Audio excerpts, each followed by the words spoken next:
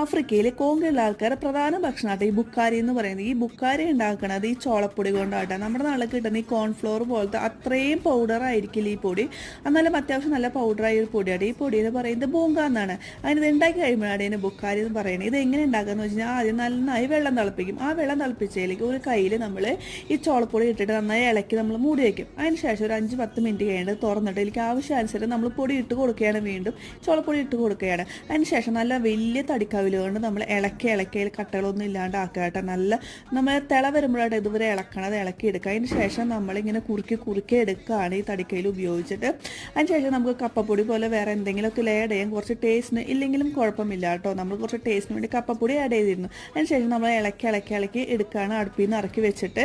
അങ്ങനെ അവർ ഒരു ഉണ്ടയാക്കി ഉരുട്ടിയെടുക്കും. ഒരു കയ്യിൽ കൊണ്ട് ഉണ്ടയാക്കി ഉരുട്ടി വെക്കും. ഇങ്ങനെ ഉണ്ടാക്കുന്നതിനിടെ ബുക്കാരി എന്ന് പറയുന്നത് ഇവരെ ഏറ്റവും പ്രധാനമായ ഒരു ഫുഡാണ് കേട്ടോ.